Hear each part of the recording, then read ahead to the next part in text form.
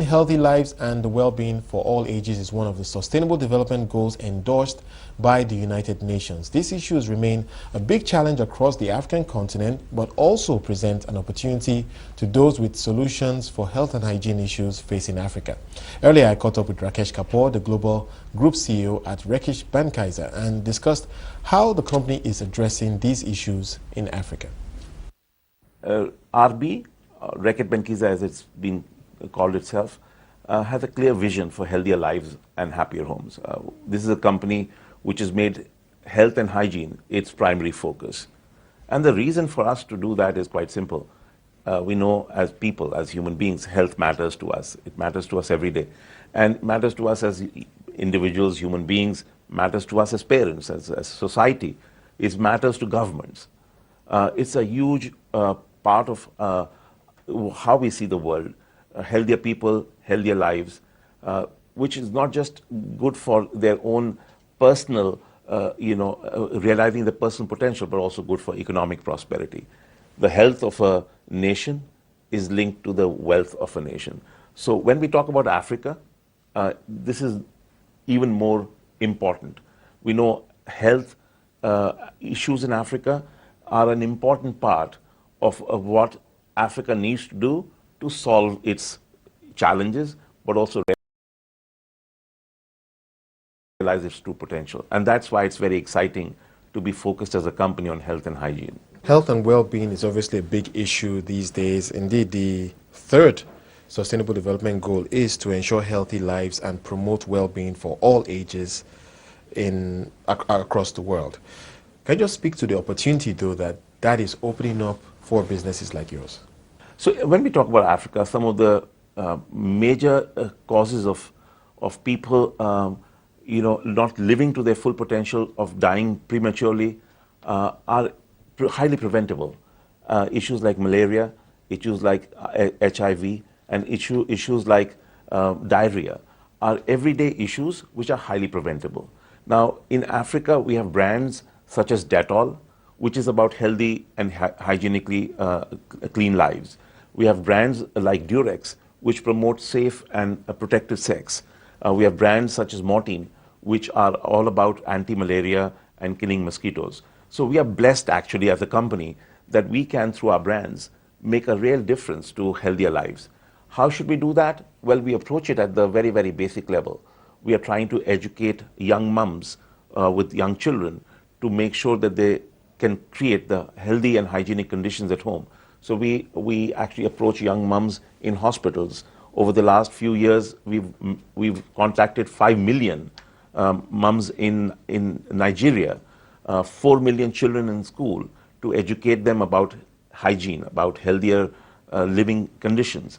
So I think we have a huge role to play actually through our brands, through our education programs, in building basic hygiene awareness, basic health awareness, and prevent the causes of highly preventable diseases like diarrhea, like HIV, and like malaria.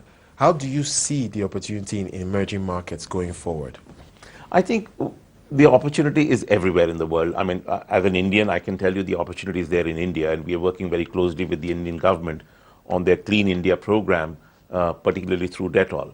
But I would rather focus here, as I'm here in Lagos, on the opportunity in Africa. Now, we do know that, if you aggregate the whole thing, the figures are quite shocking. Nearly one child dies from diarrhea under the age of 5 every minute. Every minute. I might spend a few minutes with you today, and during that period, sadly, a number of children under the age of 5 would have died from diarrhea. We all know diarrhea is highly preventable. One of the ways of preventing diarrhea is through cleaning hands with a hygienic product like a soap. One of the ways of preventing diarrhea is to have safe and clean water to drink, to clean the surfaces with proper hygienic solutions that we sit and eat on, and to make sure that we take all the measures to live a hygienically cleaner lives. So this opportunity exists every day in Lagos. in Nigeria, in Africa. We have adopted a village just around Lagos called Shomolu, where we are actually working together with our partners in trying to figure out solutions using what is called the WHO 7-point program to prevent diarrhea under the age of 5. And we are hoping to see significant results in cutting those child diarrhea deaths. If we manage to achieve that and show that we can actually do this, we want to scale this program across Nigeria, across Africa. So we're very excited about what we can achieve through our brands, through our education. And clearly, once we do that, it also will make a lot of sense for RB, because our brands will become more popular, they'll become more famous, and clearly a lot more people will use them, creating great value. Going forward, what's the focus of RB's local business in Nigeria? But I must tell you, we've been in Nigeria for 53 years, and we hope to be here for many more decades. So, I mean, I think we have a very proud and successful history in Nigeria. We employ a lot of people here. We have a factory in Agbara in Nigeria, and therefore we have made great progress. But I, having lived my own life in emerging markets for a long time, I tell people, do not look at the next quarter, the next year, and even if they are more challenging.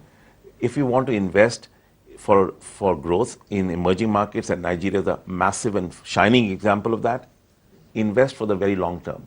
Many people make the fundamental mistake of overestimating the potential of markets like Nigeria in the short term.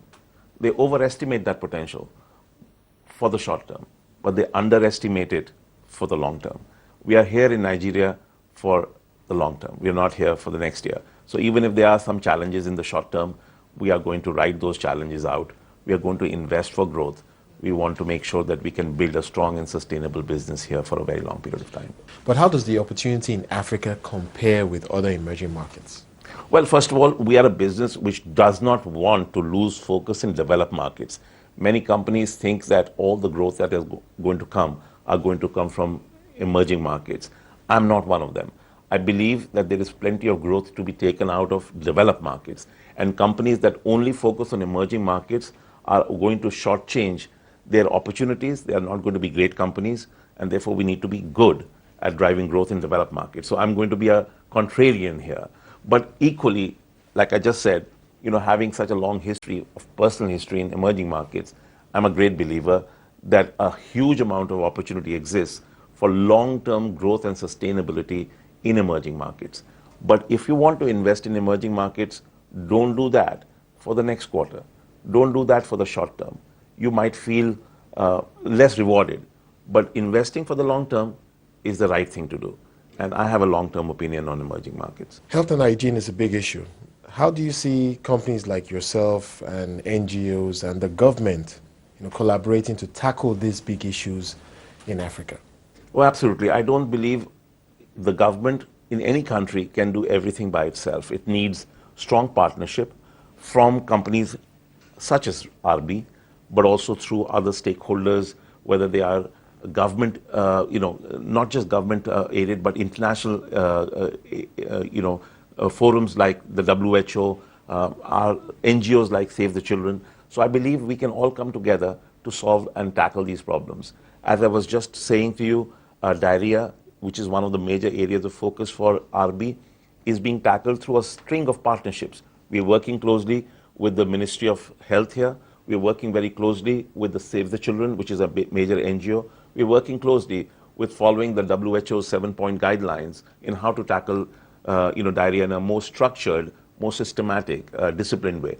So this is the coming together of all these people to tackle one major area, which is an area of health that we want to tackle through this partnership. I absolutely endorse the point that we could not do it by ourselves, as indeed a government would not be able to do it by ourselves. We need to come together and do it. And this is what has been my focus of my visit too. I've met people from the government, I've met people from the NGO sector, and we're trying to bring all of these things together to create the best outcome for people of Nigeria to solve the issues of health and hygiene. Obviously, West Africa has dealt with a huge crisis with Ebola recently, and we'd just like to hear your thoughts on that outbreak and the role that things like personal hygiene plays in dealing with that crisis? Just some general thoughts from you.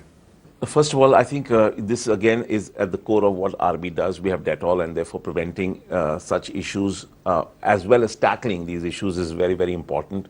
I think the example of the Ebola virus, particularly how the West African, people and governments tackled it, is quite exemplary. It could have been a very significant issue if it had not been nipped in the bud, but the discipline, the focus, I would say the proactive steps that have been taken by the government, by the ministries concerned, by the various stakeholders, have been absolutely key in containing it and in actually solving the issue, which could have been quite a significant disaster.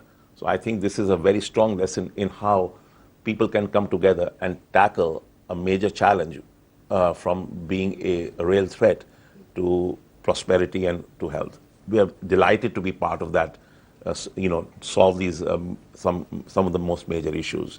We have, something which probably is not well known. We have a very significant partnership with the Center of Disease Control in the U.S. Because we have some of the most advanced